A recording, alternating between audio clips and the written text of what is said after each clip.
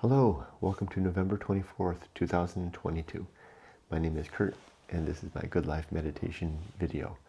This is something that I do every morning just after waking up. I'm a little late. It's 5:37 right now in the morning, and I do this in order to recount my life objectives and principles as described in my book, Going Alone, to see how I did applying these objectives and principles to the challenges and opportunities I met yesterday, including last night. How did I sleep? And then also to plan for the coming day. Oh, and good morning, Parker. All right, let's begin. First, last night, slept really good. In fact, I was so sound. I hit the pillow around 9 p.m. I just was gone. And next thing I know, the alarm went off loudly at 4. It's like just summon me from the deepest sleep. I don't feel as rested as I would think that I would earn from such a good sleep. But hey, I'm 58, closing in on 59. I guess there'll be variability in the results these days, right? To be expected. I need a little coffee to get me going. Yesterday was a good, solid day of work. It was a slow day, of course. This is Thanksgiving week. And in fact, today is Thanksgiving Day. Happy Thanksgiving if you're an American or an American resident. It's funny how I never thought about the residence part until I lived overseas, and I wasn't a citizen in Japan. I was a resident, and so now I think about the residents. I think about the people who are there without citizenship, but yet participate in that society. So yeah, happy Thanksgiving to you, American citizens and residents, each, all of us. Anyway, back to the yesterday. It was a slow day. I just had 3 meetings. I had really one thing that I was focused on, and it didn't go so well. I kind of knew it wasn't going to go so well, but that's okay. I deal with things as they are. I meet people where they are. I address circumstances where I find them as they are.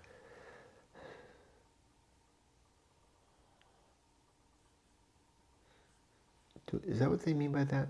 The Stoics, by the semblance of things? I need to reread that section.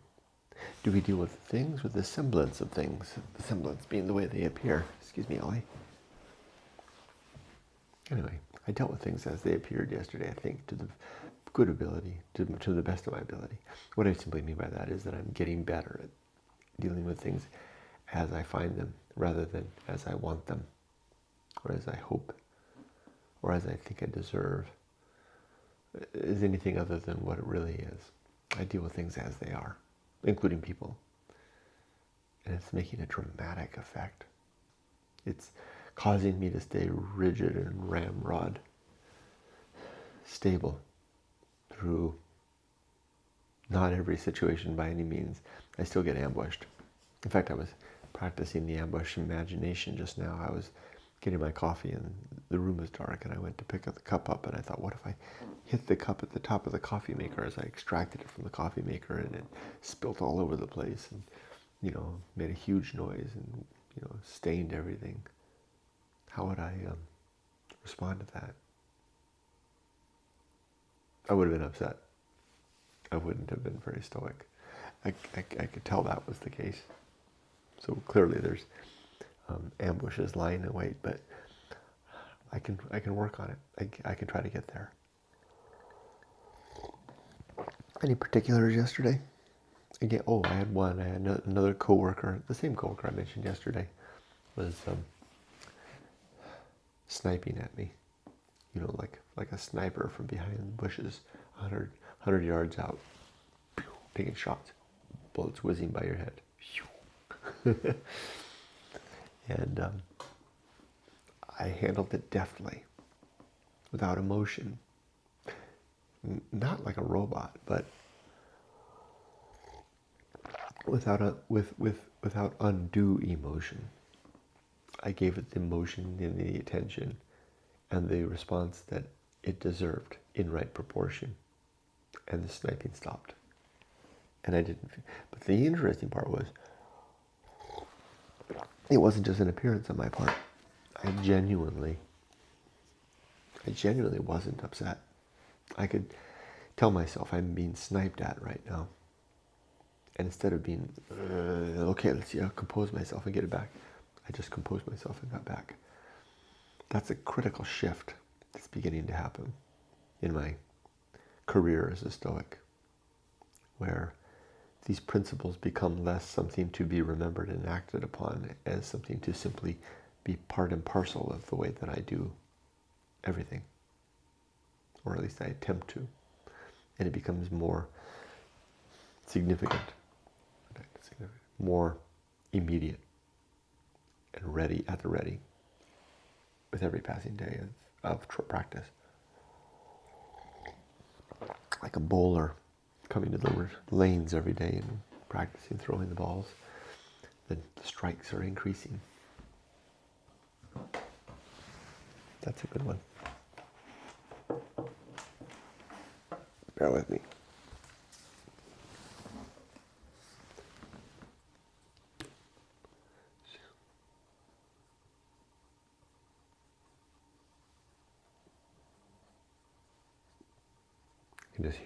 I can just hear the pins crashing and clattering.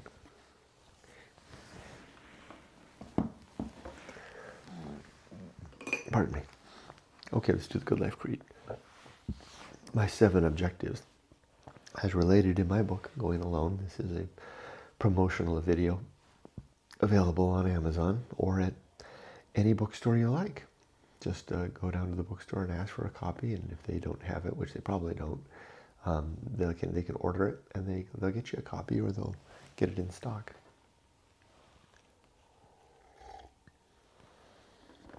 I have 7 objectives. These are the things that I'm striving for in my attempt to live a better life, to live a life of virtue, where virtue is defined as doing things and making decisions that will help to improve the well-being of creatures.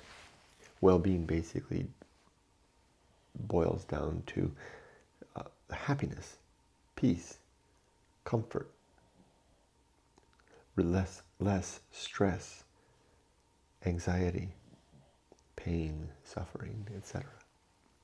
Particularly for thinking creatures, those creatures that can suffer and no pain and no joy and happiness. That's the goal. The first objective towards this end is for me to personally be always ready to die, to have all my affairs in good order, my relationships, my finances, and my life's work. My second objective is to make good and effective use of my time, to not let the day, this day, or any day to come, slip through my fingers like sand, but to work hard to capitalize on it in the direction of virtue. No wasted days. I like that even better.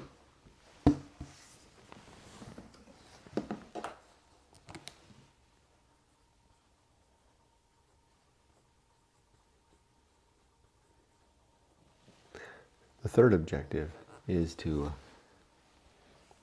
develop and maintain good and sound life principles. That's the 7 objectives and 32 principles that I'm referring to now. I've worked hard at these over the last 4 or 5 years, and I tinker with them every day, which is right now. And I also work on them throughout the day when they come to mind. It's an ongoing effort and a project.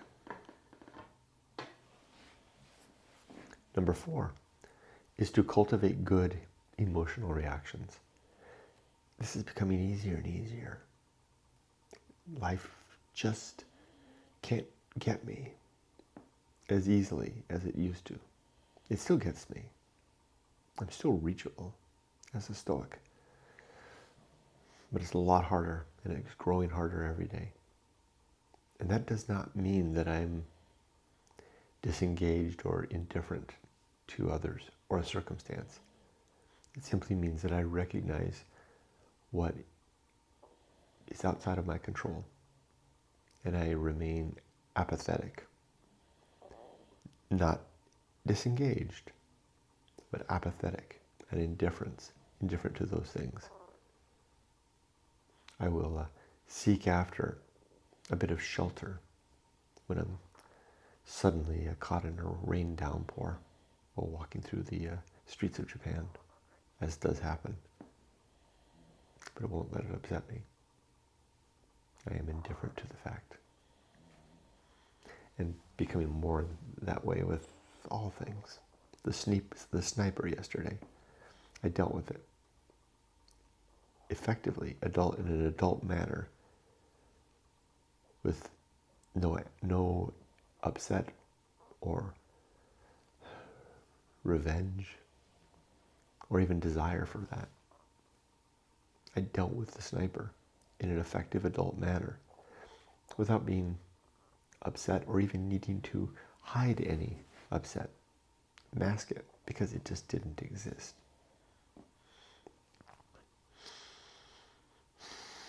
There's the goal. Number 5 is to perform good actions, just to do good things throughout the day. Number 6 is to recognize true limits and true opportunities, so that I'm living within the scope of what is possible. And number 7 is to do just one thing at a time, and do that thing slowly and deliberately and carefully.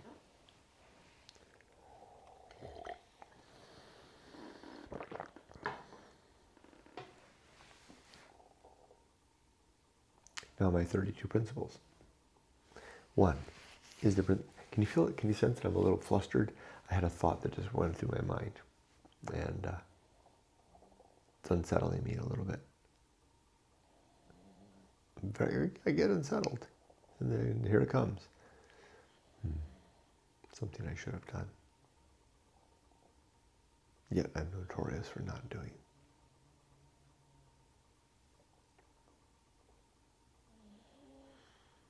I'll work on that. I'm going to keep this one to myself. Get back to the principles. War. That's the endeavor I make against the things that I believe are true, and against the things that others propose to me that I should onboard as true. They need to be proven. They need to be demonstrated. Well, at least if they're important. I don't fight mundane claims. Those can stand on their own. Number 2 is reason, and the principle of reason, that is, and the sub-principles of honesty, objectivity, doubt, and humiliation. Reason is the instrument that I use to determine what is true in the aforementioned war. I need to be honest in that capacity, objective, looking at things as they really are, skeptical, and ready to embrace the humiliation of discovering that I'm wrong. Although the more stoic that I become, it becomes less humiliation as much as a recognition and moving on with even a sense of gratitude that I've been liberated of an error, especially if it's a gross and grievous error. Now 3 and 4 are 2 that go together. The homunculus, the little man inside, and then the anchor hold. The reminder that that little man inside is stuck in this body, just as yours is in your body, with no way out. I don't think we have a soul. All we have is this little consciousness, this biochemical consequence of our lives, and it's going to wink out when the body stops functioning, and that'll be the end of us forever. Next comes the principle called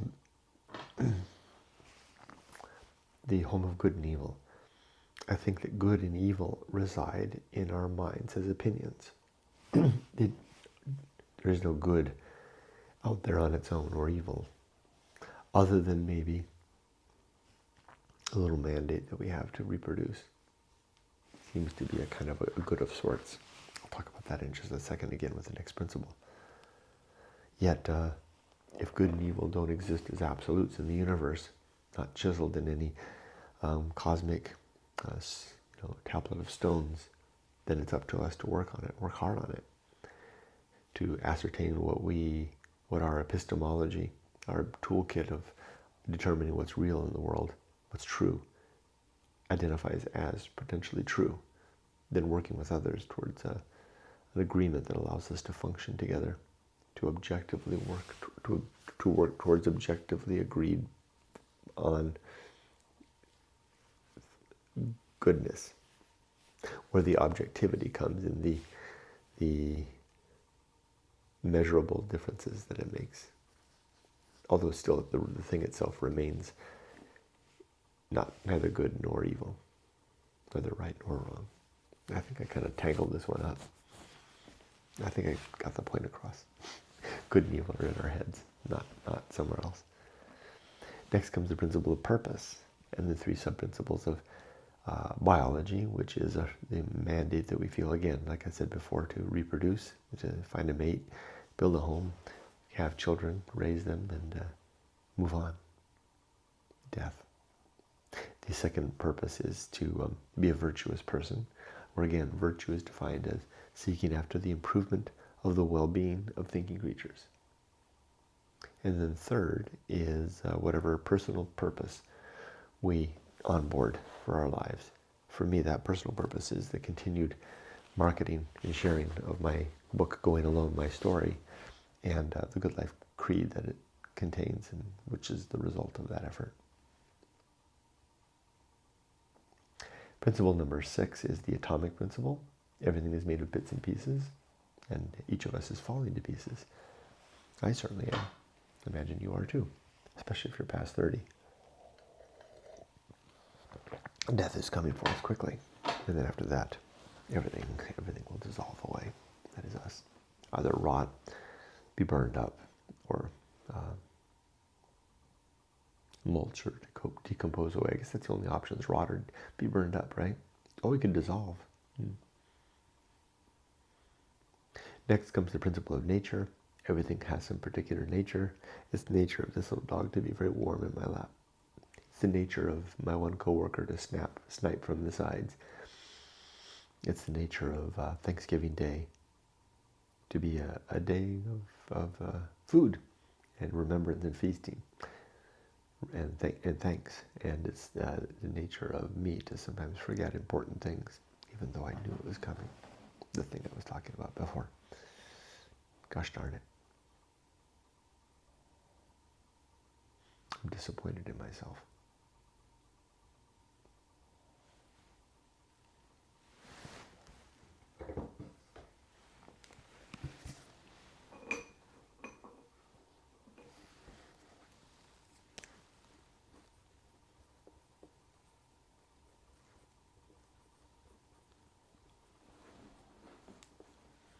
I knew better.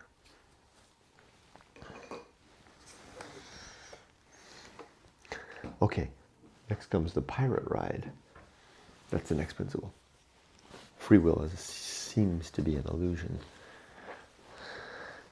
Can't prove that, but I don't believe it's real.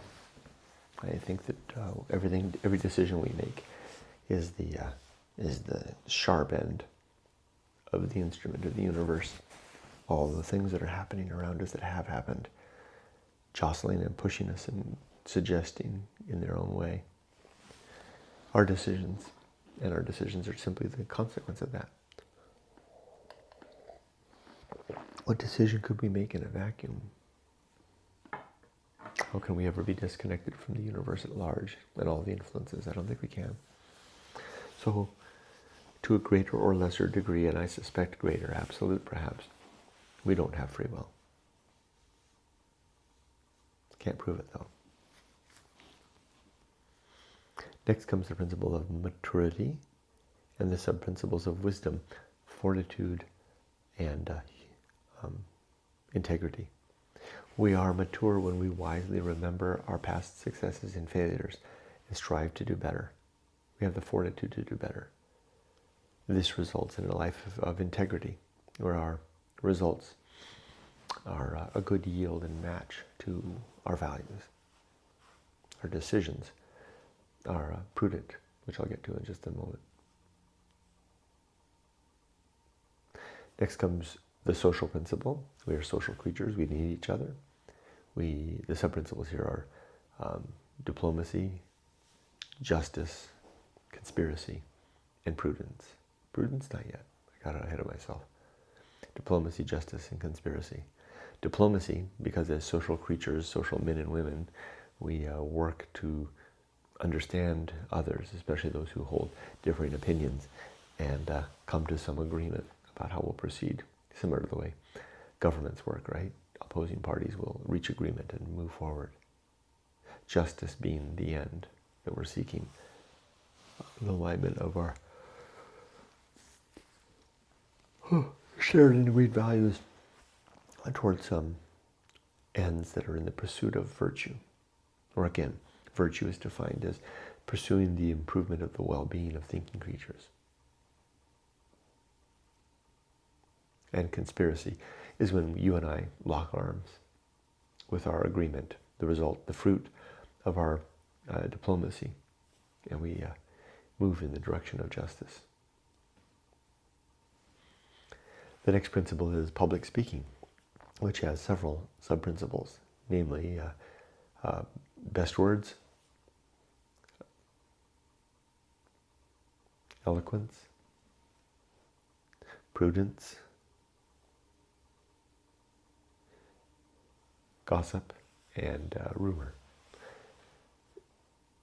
The principle of public speaking suggests that we should work hard to be better at conveying our meaning.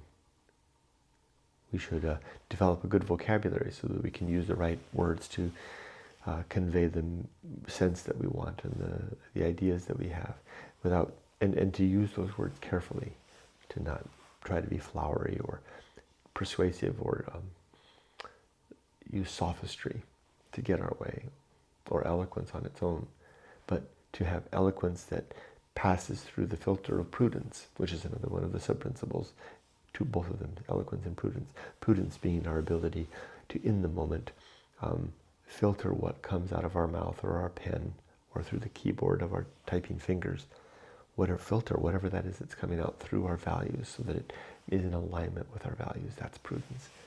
And when we have the right words, and we have the filter of prudence well practiced and tuned, and lots of practice speaking, we gain eloquence. And at eloquence can go places and do things.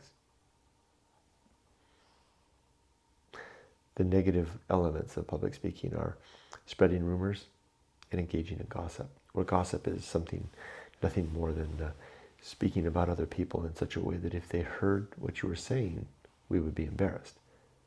Just the caution is just don't do that. Don't be a gossip. Don't be a damn gossip or a damn rumor spreader. Instead, work towards speaking well. Cultivate a good vocabulary. Use that vocabulary well. Endeavor to filter whatever we say or communicate through our prudence in alignment with our good values and principles and towards the objectives that we have in our life. And then we attain eloquence. It takes time to do all of this. And then we can be persuasive towards good.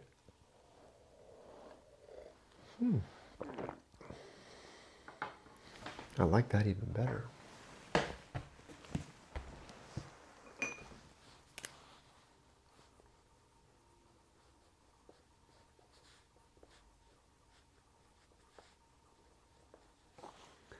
Okay, so that was the social principle and public speaking, 2 principles. Next comes distraction and agency and the great indifference. 2 principles, distraction and the principle of agency and the great indifference. Distraction is what we do so that we don't have to see that we're alone in the universe, that there appears to be no God or gods to look after us. That emptiness, that universe without God, is what I call the great indifference.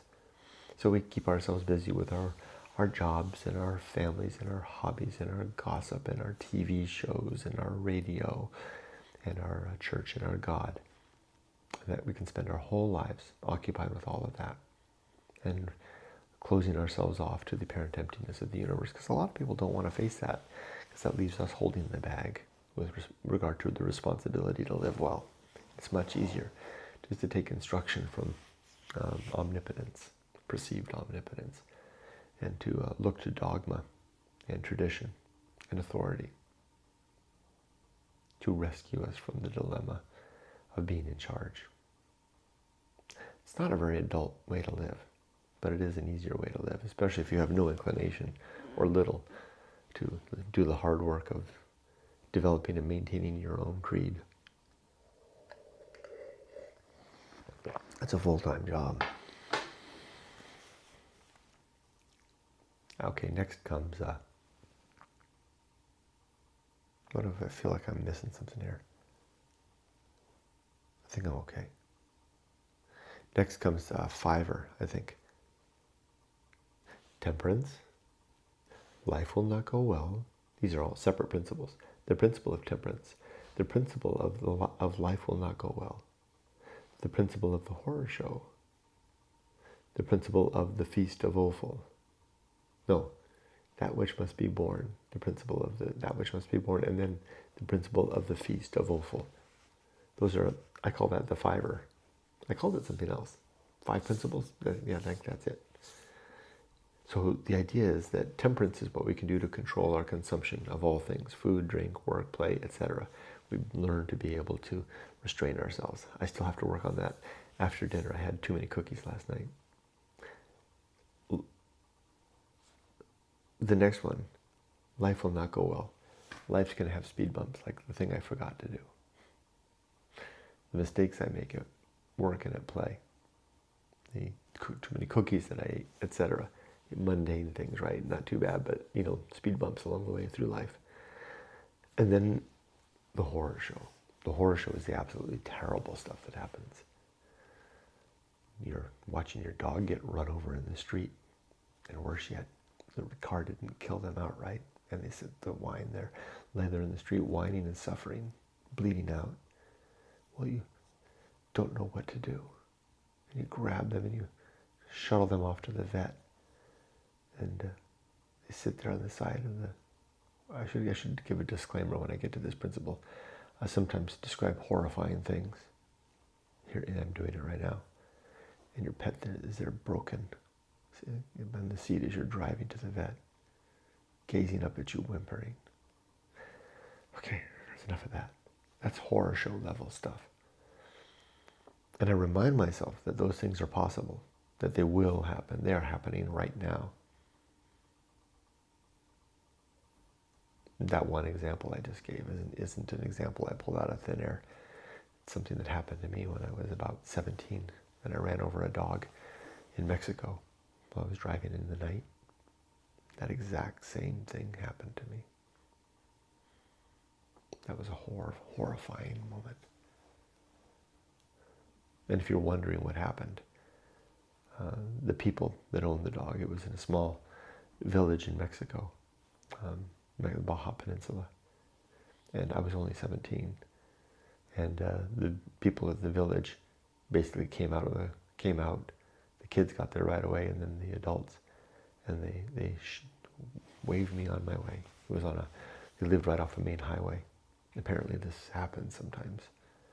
Being 17, not knowing what to do, nothing. I was just a kid still, and I got in the car and went, horrified.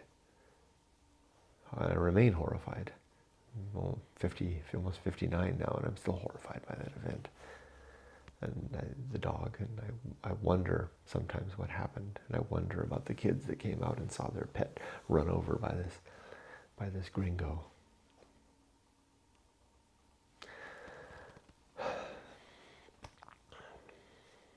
Horror. Okay, that's the principle, right? The principle is to, and if you wonder, do you wonder what you could have done better, Kurt? Yes, I do wonder what I could have done better. Could I have jumped, grabbed the dog, put it in the car, and taken it to whatever veterinarian facilities there were in that area? Yes, I could have done that. Could I have, taken out, a couple of $20 bills that I had in my pocket, which was a lot of money back in the 80s, more than it is now, and handed it to them to cover whatever expenses or whatever. I didn't have much. I was just a kid, just on an adventure. Yeah, I could have done that too. There's so many things I could have done, but the father came out, and he had that paternal look about him, and he had that stoic, I think the word is meme, M-E-I-M, or N, that appearance, that countenance, with the stubble and the appearance and the look in his eyes. And he just kind of told me to get in the car and go. And I acquiesced to that authority, and I got in the car and went, but I didn't leave I didn't leave that scene behind.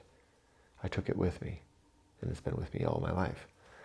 It's a horrifying moment, and I think about the suffering and the pain of that dog. I'm on going on and on. You can see what the horror show does, right?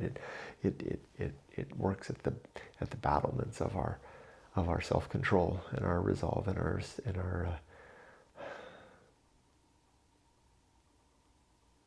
balance. I'm off balance right now. I didn't expect that. That's what happens with the horror show. It's like coming up and just like being shoved when we stand there, with our feet astride, arms akimbo. And life comes up and just shoves us. And we're stumbling off. As stoic and as staid and as stable as we may seem to be. That's what happens. And that's how I feel right now.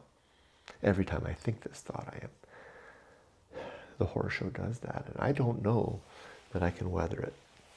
I don't know what's going to happen the next time the horror arrives. And it's coming. It's happening all around me. The people around me could arrive in my life again today. I'm ready for it. I'm not ready for it. What do I mean? I keep telling myself that.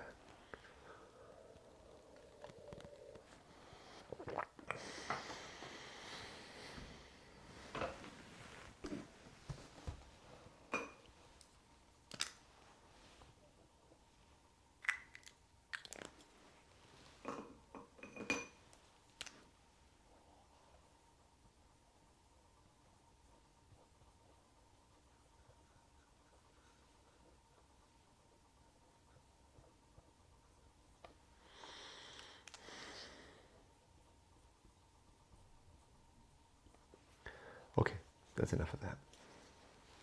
The next principle after the horror show is that which must be borne, carried, borne, B-O-R-N-E.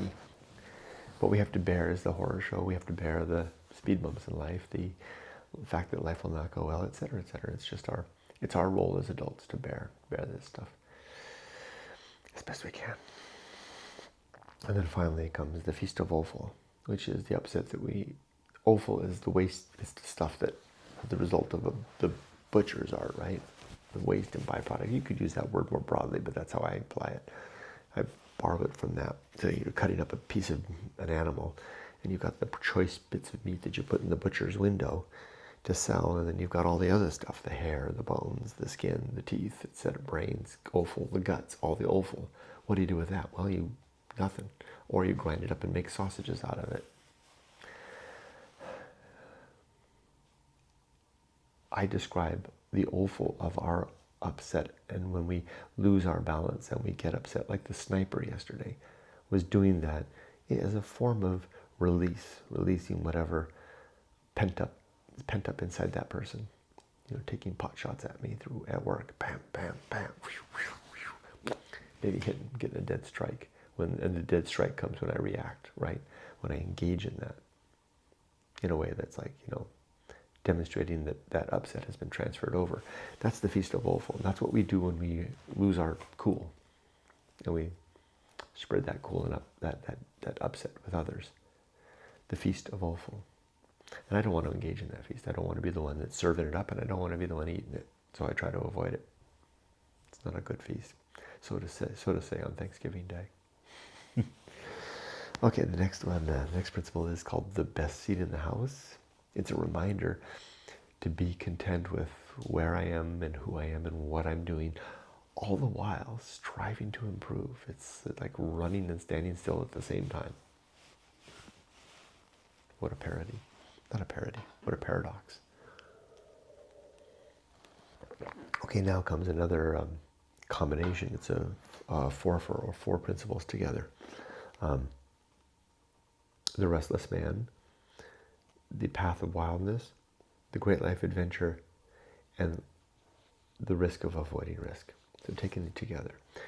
The restless man describes that anxiousness, that restlessness, that eagerness that we feel to break out into life, to have some experience and adventure. Typically this starts in our late teens and proceeds in earnest through our 20s. And then if we engage in it, if we give ourselves that adventure, then it's settled in a way. And we can have a more peaceful life, although we may still be drawn to it throughout our lives. But at least we've had our great life adventure. And when we make the decision to make that juncture off into that direction, that's the path of wildness, stepping off of the safe and sane, the current, the status quo. It's not that it's really ever very safe or sane, but we perceive it as such because of our fear of the unknown. And we step out in the direction of something new. That's the path of wildness. And what a result of that is a great life adventure. And I'm in the middle of a great life adventure right now. Yumiko and I just stepped off the path of wildness in having made the great transition, and I mean a great transition, from Menifee to Huntington Beach. What a place. And we're in the middle of the great life adventure right now, and it does things. It fortifies us with energy and enjoyment and pleasure and youth and vigor, seemingly. It gives us a new life, a story, a chapter, a life within a life. And the trick is that if we don't do that, we pay a consequence, because it'll haunt us all of our lives. Watch out. Don't think that you can give yourself that after retirement. You can't. What you get after retirement is an old age adventure. Not the same thing. You need your youth, your immaturity, your poverty, your stupidity to have a good and proper, youthful, great life adventure. One that breaks and bends and twists and damages and maybe even will kill you. Even dying in such an adventure is a worthwhile end. Yeah. The last bit of that is the risk of avoiding risk.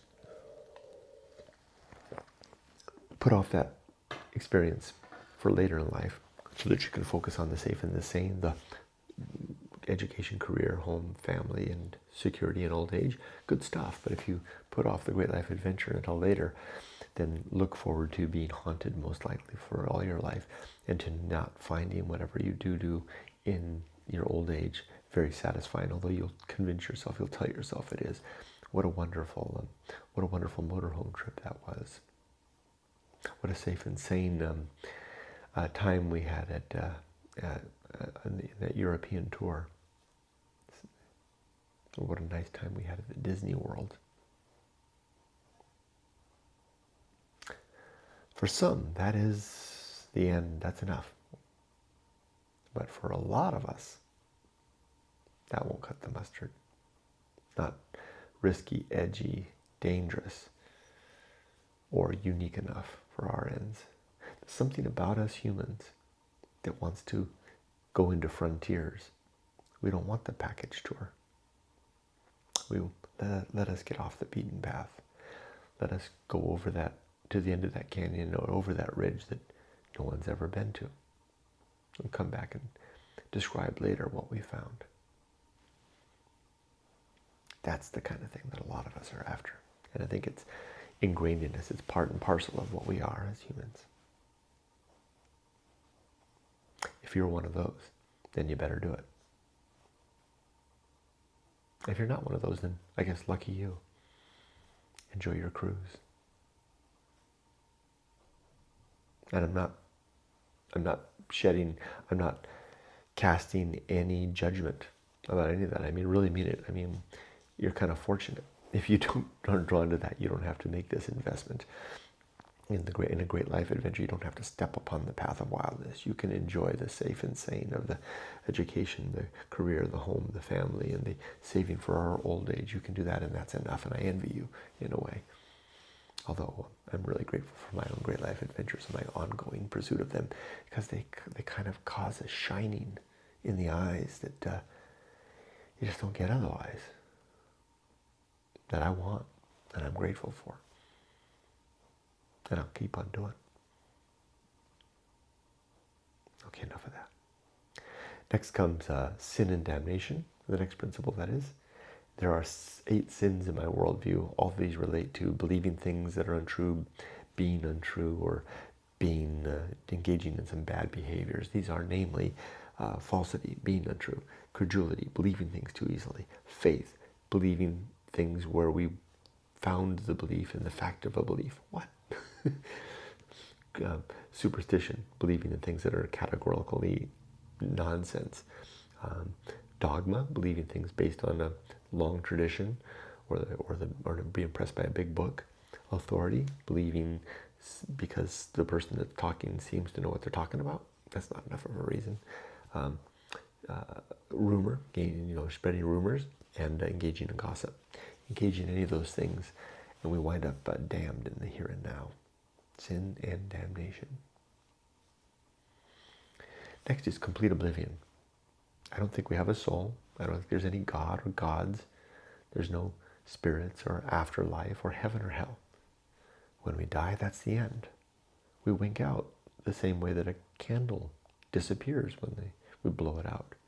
The same way that music, where does the music go when we turn off the radio? Where does this light of our lives go when the apparatus of this body shuts down? It winks out. That's the end. And we're never coming back. As a result, there'll be no after death. There'll be no happy reunion with the ones we loved. There'll be no chance to reconcile differences. And there'll be no justice. Hitler will get away with his crimes, and Anne Frank will never be rewarded. It's not a very just or even equitable system, but it's the one that exists. But we can make good use of our time by developing good principles and objectives to help us along the way, so that we can help to improve the well-being of others and ourselves as we move forward. And that's a good enough end for me. The next is the bullseye aim, a reminder that we set goals for ourselves and we usually miss. Like I did yesterday. I had a goal for what we were going to do yesterday, and we missed as a team. And I kind of expected that was going to happen, and we did. So we will redouble our efforts on Monday next week and continue tuning ourselves toward the mark, endeavoring to do better with the next effort. Next comes the uphill climb. Life is a steady trudge up, one step after another. Today higher than yesterday, turning around and having a good look at the view. So that's how I feel when I go to the beach each evening after work now, or when the day is done, to go for my ocean swim. Did I climb higher today? Higher being not in towards some particular aim or goal, other than the improvement of my own tuning in alignment with my principles, so that I can more effectively achieve my objectives. That's the climb. And did I work hard? I didn't slack off. I don't slack off.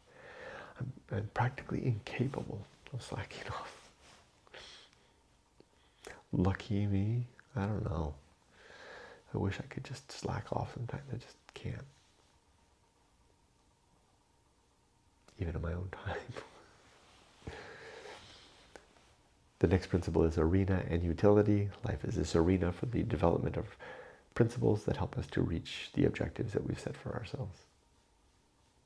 The more we practice it, the more we keep the principles ready at hand. There they are. Don't even have to think about them. They just appear. Yeah, that's so true.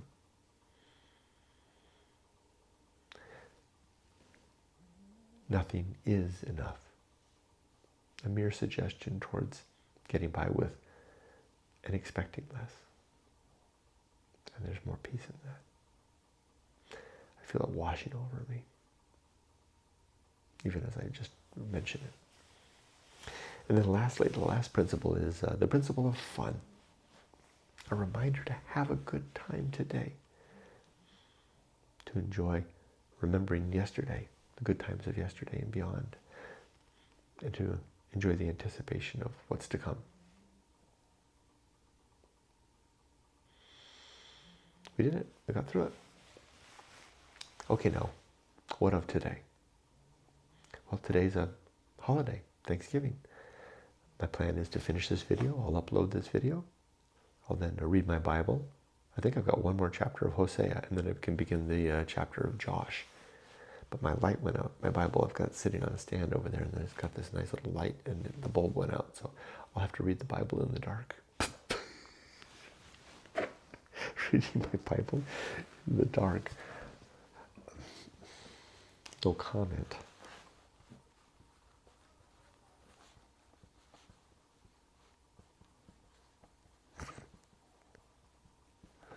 All right. And then I'll have a day. Chris is coming over. Emily's already here. We're going to have Thanksgiving together. Let's make it a day. I wish you all the best. Be safe, but not too safe. Take care.